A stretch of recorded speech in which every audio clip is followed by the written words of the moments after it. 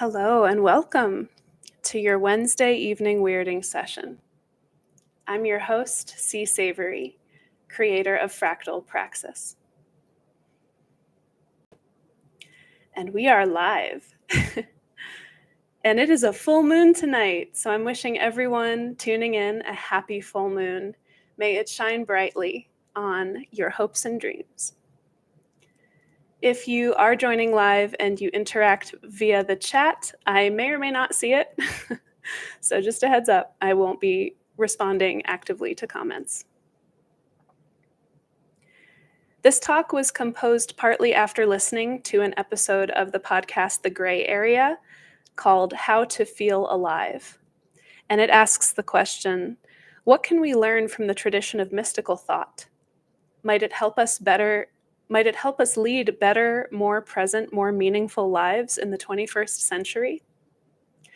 I recommend listening to this episode yourself, either before or after this session. I've linked it below. First, my intention with this live stream episode is to embrace flow. I felt my first efforts at this evolving Wednesday evening offering were perhaps a bit over-scripted. And it is an evolutionary form, after all, so I figure why not try a new iteration tonight. Furthermore, I feel called to spend the next few episodes allowing you to get to know me better, because nothing short of my life story has led me to this moment, and there's quite a few enlightening educational experiences that I've lived through that I attribute to the wisdom I've gained. So I'm preparing to unfurl more personal and instructive stories over the next few episodes. Tonight is no exception. So over these last 20 years, I've chosen to pursue an inner way and to attain accomplishments, so to speak, in a way that may or may not end up being outwardly expressed to my social or professional life. But I am standing on the truth that I am already an accomplished mystic. I am already an accomplished mystic in ways that it wouldn't make sense for me to try to explain or to justify outwardly, which means I am a risky figure to trust. And yet there's a kind of radiation, perhaps, of the accomplishment through me when I act in integrity. I am in a position to be a teacher of an inner way, not the inner way, an inner way. And as such, as a guide to you, you may perceive me as a guide, that is, because I have things to teach, ways to show. I may appear to you then as an outer guru. An outer guru simply means somebody external to you that you attribute as having wisdom or spiritual power beyond yourself. An outer guru. But as best as I am capable of, and trust, I have thought a lot about this, I will be refuting the position of outer guru and pointing you to the inner guru, as every good guru throughout the course of history has done. The inner guru refers to your inner capacity for wisdom and for self-guidance and for self-intelligence. I will be structurally and functionally refuting the role of outer guru and pointing to your inner guru with every chance I get. The inner guru is what matters. It is what has liberated me. It is what will liberate you. Your inner knowing, intuition, is tied, actually, with surviving and thriving throughout all time and in all forms. Yes, even surviving, right? When an animal is needing to make a split-second decision, intuition can often be extremely valuable. I consider intuition kind of like the sum of all knowledges that being is capable of accessing in that moment. Intuition is also tied to how we lead thriving lives. So in the future, and even now, in situations of great collective peril and complexity, cultivating intuition is critical. Cultivating analysis of what one experiences and converting that into a more effective worldview from which to operate is critical. And so these I stand for, and these I teach. If you are somebody who is resistant to shifts in your worldview, you will likely never have a spiritual experience in this lifetime. To have a spiritual experience is to open yourself so fully, open your mind so fully, that it's like being conquered by a consciousness greater than yours alone. Some would call it God. I like to call it Gaia, Gaia mind. Gaia is referring to the idea that all living beings are interconnected and actually share consciousness and intelligence collectively. To become one with that is the nature of a spiritual experience. And it manifests a kind of a binary distinction between an egocentric and an allocentric lived experience. An egocentric lived experience is one in which we look at the world as though I, the individual organism, am the center of the universe, and all the rest of the universe is backdrop to my narrative. An allocentric worldview is one in which the whole, all life, is the true nature of the self. And myself, the individual experience I'm having, is just one fractal lens into that whole experience. And it's as if, I am a process unfolding that is a result of the web of relationships and earth and conditions that I find myself in. And so these two different worldviews convey very, very different meanings for things and for what one is and for what one is to do in this life. The thing about mystics, which inhabit an allocentric worldview, typically, and this is what gets talked about in that podcast, is that they tend to be really selfless and not necessarily seeking attention. That's me. All the community development work I've done over the years, over the past 13 years, in terms of co-op development, nonprofit, and small business development, has been at risk to me. I put myself out there where I thought I could really make a difference to people's economic and social empowerment. It was all about self-determination and empowerment for communities. And I poured myself into that work, and it didn't necessarily come back to me. I had intermittent work, I was underpaid, and this manifested in my continuing economic precarity.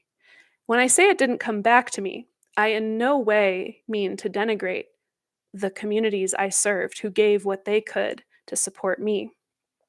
It has more to do with this erosive, extractive capitalist system that we live within. And although I have fought defiantly against that system over the years, I have recently, as I've grown older, realized that I need to be caring more carefully for myself. I've only learned the hard way to realize that I need to look out for me more. But ironically, looking out for me more has meant taking up more space with the truth of what I am, my mystical way, my authentic personality. It's a funny trade-off to take up more space, to kind of no longer be interested in hiding the spiritual and intellectual work I've developed over the last 10, 15 years called fractal praxis, to no longer wish to conceal or in any way not be open about my neurodivergence, um, and to just step forth in this way. So that's what looking out for me more looks like, interestingly. But even this now, me coming out and proclaiming myself a mystic, right, is completely at risk. At risk. At risk of you writing me off, at risk of you not feeling like you can relate to me anymore, at risk of you thinking I'm a kook, of you at risk of you rejecting me, rejecting hearing me or the validity of what I'm saying or my worthiness to exist with my truth in your community, in this community, whatever. I offer it anyway. I offer it anyway. One thing the mystic way is sure to afford a practitioner is courage, constantly leaping across the gap on the basis of truth and hoping you make it. So, courage I offer and trust for the truth.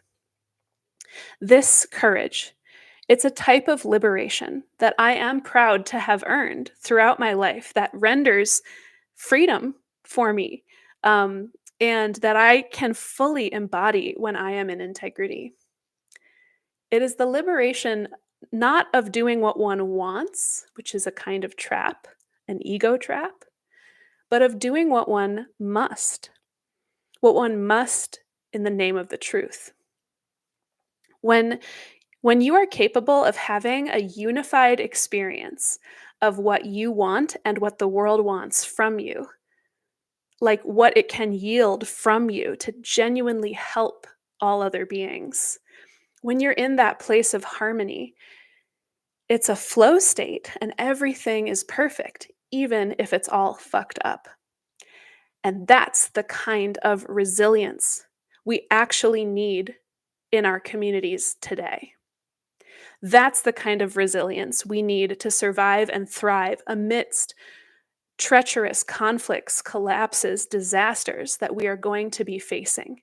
It is the resilience to embed yourself in relationships and do meaning making work, and to give of your gifts so profoundly that there is no trace left.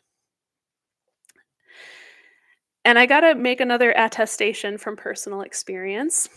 Becoming guided is something that develops over time. It is reinforced when we put our trust into intuition and we allow intuition to guide us.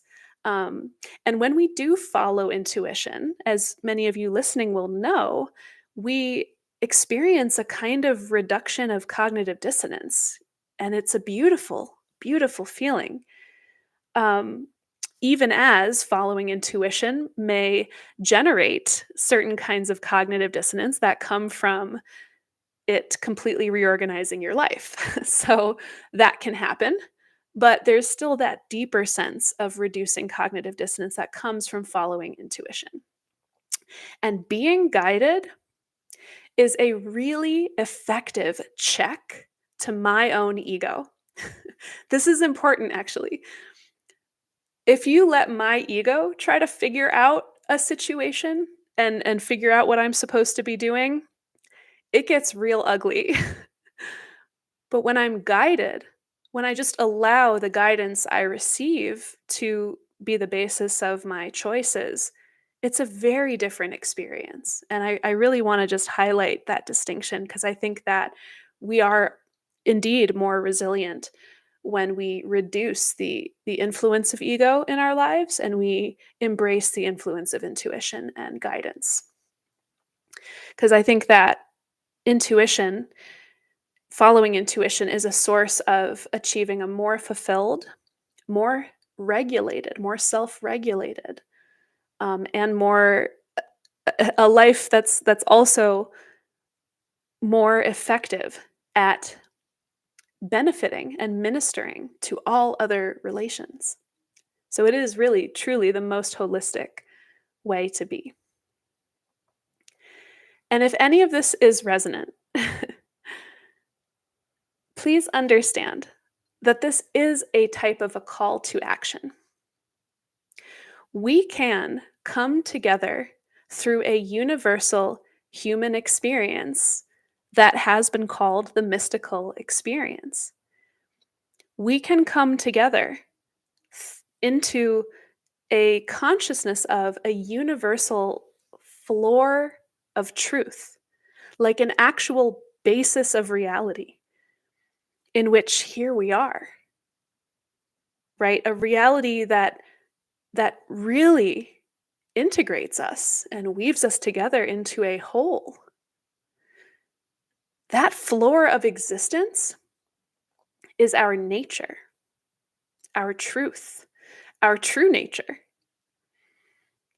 like our root origin, like our taproot that defines us as living beings doing the work of life in the universe. It is that simple, and yet it cannot be reduced further. It is not reducible. That's the nature of truth, oftentimes. It is simple, but it is not reducible any further.